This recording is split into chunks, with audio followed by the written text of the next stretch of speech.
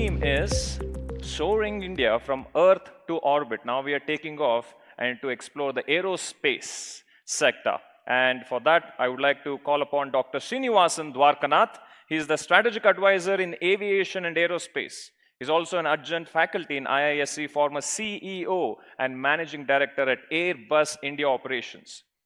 A mathematician, and then he went about doing his mechanical engineering from IISc, and he received Cambridge Nehru Scholarship to do PhD in design engineering from University of Cambridge. He has got more than 2 decades of experience only in Airbus in Europe, America, Middle East, and Asia Pacific.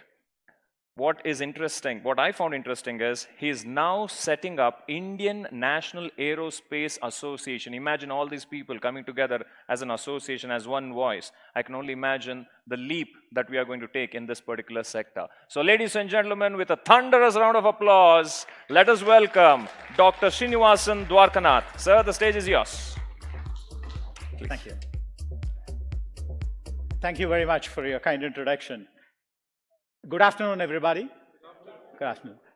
So what I will do in the next 10 to 12 minutes is to present a new vision for the Indian aerospace industry. And before that, I will start with where we are in the aviation sector globally.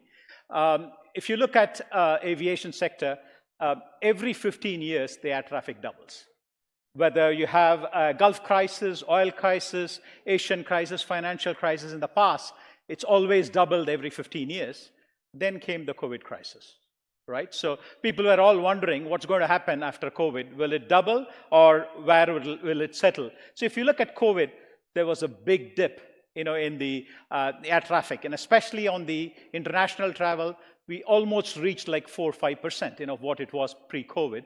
And on the domestic side, it was slightly better because domestic you have local regulations, whereas international you need to look at regional regulations and global regulations as well.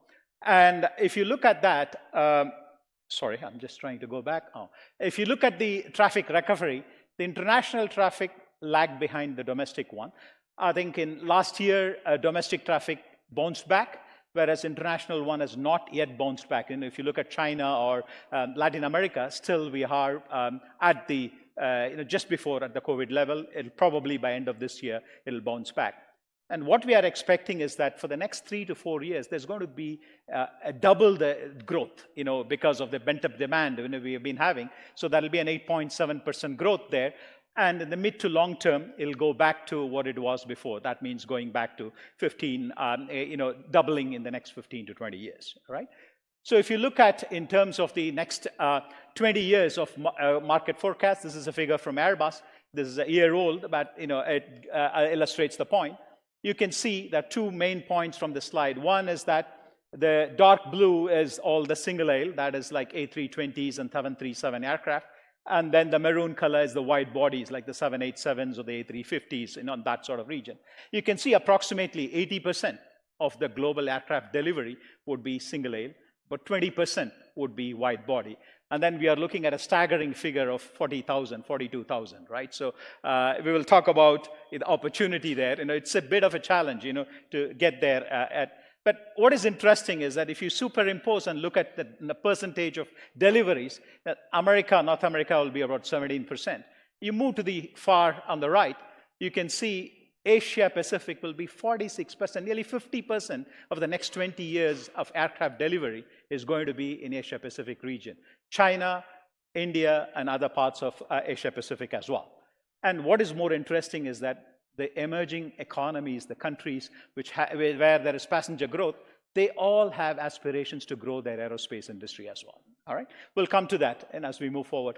This is again, deep dive, interesting slide is that if you look at the strongest growth in Asia, that's been driven by Middle East, People's Republic of China, and India. If you look at domestic India and domestic People's Republic of China, obviously the India base is small, right? So India will be the fastest growing in terms of percentage, CAGR, for the next 20 years. And the second highest would be China. Obviously, the base is high, so China will grow further. But what is interesting to note, is that in 20 years' time, India domestic will be where China is today. All right? So we can look at it positively to say that, hey, another 20 years there'll be growth. So for the next 40, 50 years, we are going to have tremendous growth in India, right? That's the positive way of looking at it. Again, if you look at that, the growth here in India tremendously is happening on the aviation side. But then if I jump over with that introduction on aviation to the aerospace side, if you look at aerospace companies, especially if you look at the companies in the civil aerospace in India, there is a generic, I've just plotted them over manufacturing on one side, on the engineering services on the other side. Globally, the aerospace supply chain, which contributes to about 80% of what an OEM does, goes, a lot of the suppliers start with manufacturing, move up the value chain of design. Some of them, they really jump into the design, engineering services, and then they try to move into the production side as well. This has been really the classical situation in India too. And India, don't worry about the companies. I've just not plotted them. I have the plots, but I've not plotted them in this. It's just to show that many of the companies in India are started with making small parts, small components, right? So build to print, that means you already get the design from the OEMs or tier ones, and you start manufacturing them. Some of them have started moving up the value chain to look at engineering and design activities as well. Similarly, a lot of IT services companies after Y2K, they had a lot of mechanical and aerospace engineers. They didn't know what to do. They started engineering services in aerospace as well. And some of them are moving towards manufacturing as well. And what aerospace OEMs are looking at is mature design and build partners. This is like the tier one companies. Today, in the private sector in India, we do not have even a single mature design and build partner, right? But having said that, there are companies like Tata's and others who are manufacturing the overall aircraft, but then there are companies who have the capabilities. They need to really move up the value chain to get there, So that's the positive thing. So again, MSMEs, they have an opportunity to either start here and climb up this ladder, or if they are good at engineering and design, then they get into this and then move up the ladder as well. So there is plenty of opportunity for us to get into aerospace. That's the point which I want to make. So if you look at the global commercial product design and manufacturing supply chain, if you look at that market, last year, that market size was $181 or $180 billion, approximately. If you take at Airbus, Boeing, Embraer, 80% they outsource. So if you do a quick calculations with the engine companies as well. However, if you look at just product design and manufacturing, the India civil aviation exports from here, or civil aviation, is only less than 1 billion. It's only 0.7, 0.8. So it's very small. But again, looking at this is where I'm going to talk about the opportunities as we move forward. India is the third largest domestic aviation market, and will become the third largest market, overtaking UK this year. But in terms of the contribution to the commercial aerospace design and manufacturing supply chain, we are still less than 1%. All right?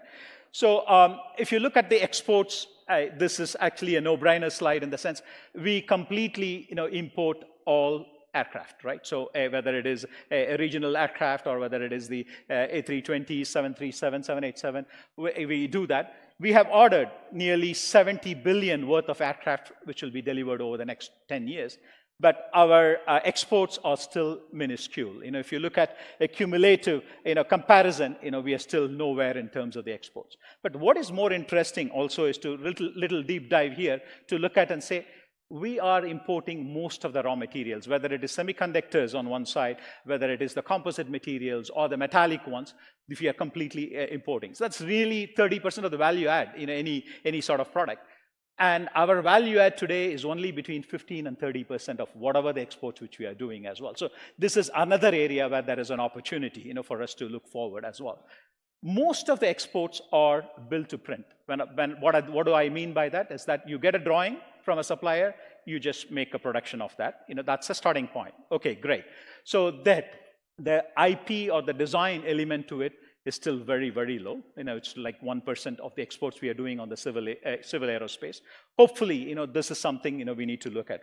And on top of all of that is that aerospace is a highly regulated environment. So if you develop a product, if you have your own authority here, DGCA, the Director General of Civil Aviation, today, they don't have the necessary skills to, one, approve your product. And even if they approve their product, there is no bilateral relationship between Europe and America. So you need to spend a lot of money. Probably you might be spending 3-4 times the money of the product on certification itself. So that's going to be prohibitively expensive. So how do we really sort of overcome that? So what we are looking at really now is that the following things, we need to focus on. We're working with the government as well to try and say we need to have a clear aerospace roadmap, for the country. That's first thing we need to settle, and that needs to be working across the governments. Some of the countries like Malaysia, Korea, they have all done this very well about 10, 15 years ago, and you can see the development which is happening there. And then drive the Indian aerospace supply chain from less than 1% to 10% in 10 years. So that's the second vision we are looking at. And also to propel the Indian aerospace exports from less than 2 billion, which we have, to 20 billion in 10 years. So in the next 10 years, that's a sort of a target. And we increase the in-country value add from less than 30% to 60+%, including the raw materials as well, which we need to look at in product design and manufacturing. If we do all that, that will create 4 million jobs. Aerospace always creates high-tech jobs, right? And that will also significantly contribute on the manufacturing as well.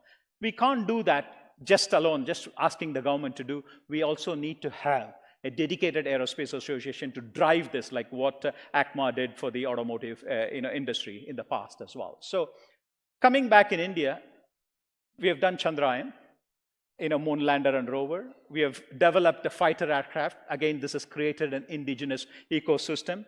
Now, I think it is time we do our own passenger aircraft. So this is what, and government is, in principle, they have agreed, this, and NAL, CSIR, they are all looking into it, and that is something which will definitely help us.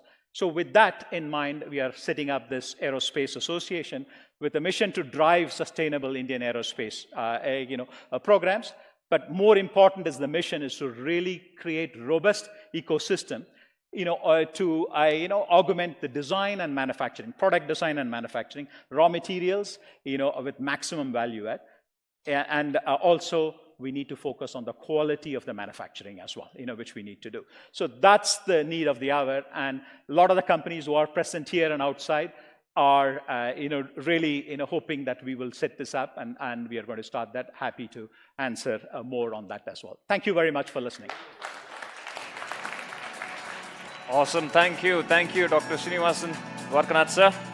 Much appreciate. I'm kind of excited what's going to happen in this particular sector, especially for the fact that he said he's now trying to get this Indian National Aerospace Association. Now, do you know which is the strongest horse in the world? Any guesses? Strongest horse in the world? Don't say Vijay Mallya's horse. It's Belgium Draught. That's the name of the breed. It's not a beer, but Belgium, that's the name of the breed. It can pull 8,000 pounds. 8,000 pounds, one single horse. What do you think will happen when 2 Belgium Draught horses are brought together? How much weight do you think it can pull? If one can pull 8,000. The simple math is most people say 16,000. No, it becomes 24,000 pounds. That's the power of collaboration. And this is what I'm visualizing for this particular association, Indian National Aerospace. We are all just starting. I saw all these big names, and you said they're just scratching the surface. I'm sure they will not see each other as a competition, but as a collaboration.